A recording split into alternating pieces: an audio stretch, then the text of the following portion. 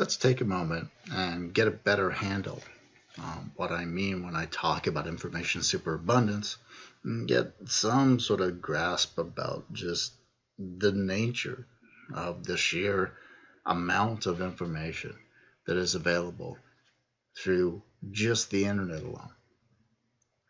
So, when I think about information superabundance, what I'm really thinking about is that modern human information ecosystems have become so vast and complex, having so much information, that finding the needed information in this vast horizonless sea of data has become as crucial to human flourishing as generating the information itself.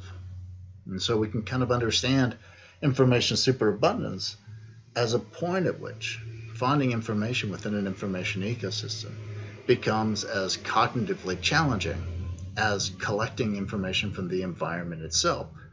And hence, the ecosystem starts to have no greater value than the environment. So let's try and get a handle on just how much information is available just through the internet. What is the claim I'm making about information superabundance cashed out? So let's look at it in some useful kind of metaphorical ways. So if we think about increasing information going in this direction, and we think about superabundance measured in terms of the spatial horizon of our information environment, then we can see just how large the information environment has got. Till approximately about 12,000, 10,000 years ago, human beings lived a hunter-gatherer existence, and they basically roamed an area of about 100 square kilometers. So somewhere between around 50 square miles or so. And that was their information environment. That was the spatial distance from which they collected information. What about now? Well, in 2019, what we find is that in astronomical studies, we're looking at things that are over 30 billion light years away.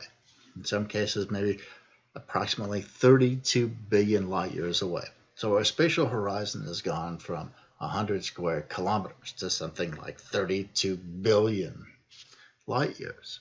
So the size explosion of our information environment is just staggering, really.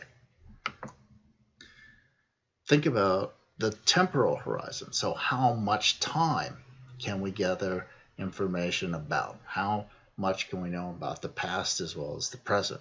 Well, till approximately about 50,000 years ago, with the advent of spoken languages, really what an individual had available to them was largely what they had in their own head, maybe what they could communicate crudely with other members of their small group. Most individuals lived between 26 and 42 years, and so probably generous to say that they had access to maybe approximately 100 years.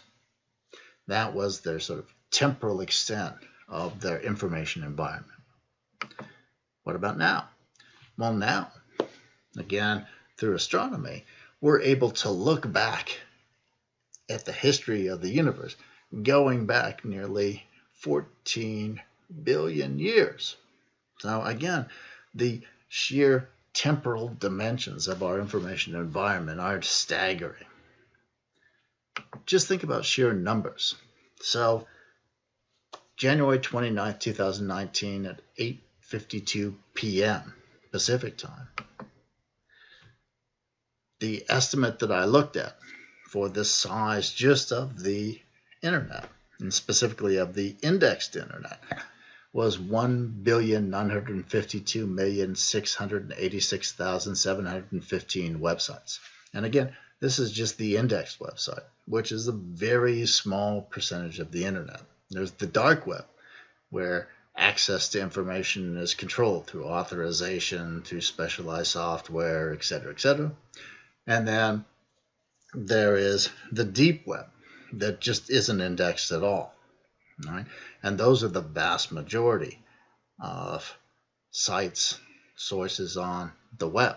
So this isn't even a measurement of the web, it's just a measurement of the indexed web.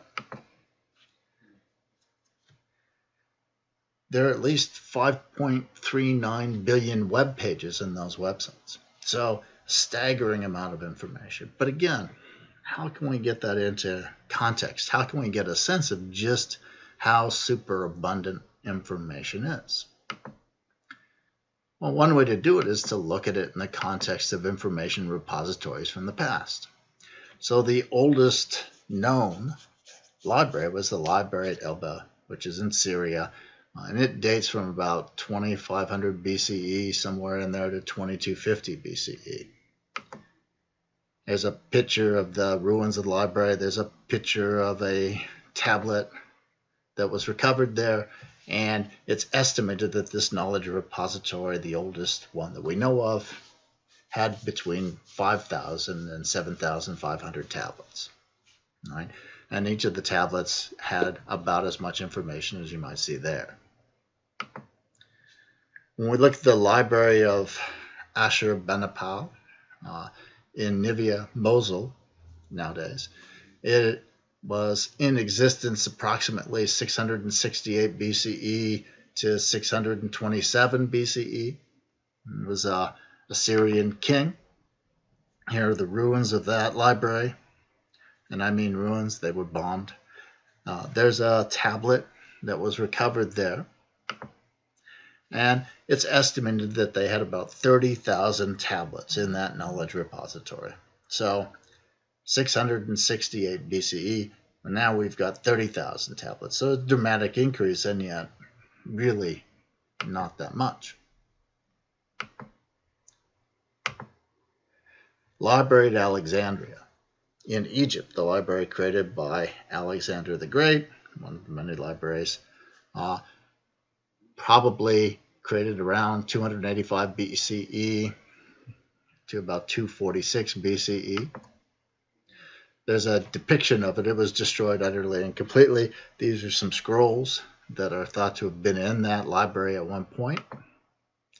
And it's estimated that that library, the library in Alexandria, had between 40,000 and 400,000 scrolls. So it was a huge complex that had a fairly large repository of information. What about now?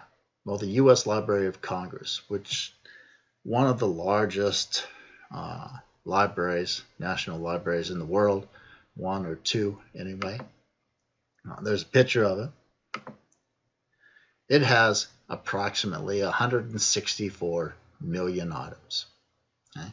And there are other differences too. So if you wanted to get any information from the library at Alexandria, you had to go there and you had to find it.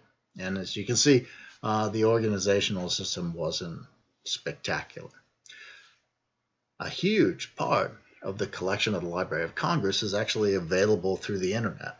So you don't have to travel to that repository anymore to get information from that repository.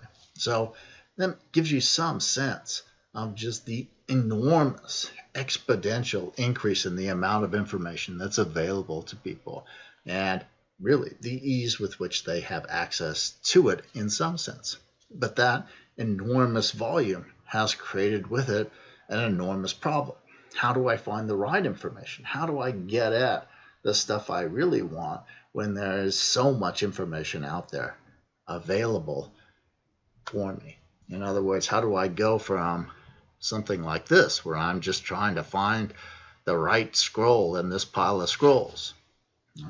Well, what we want to do in the next lecture is look at the way the visual system dealt with its superabundance of information.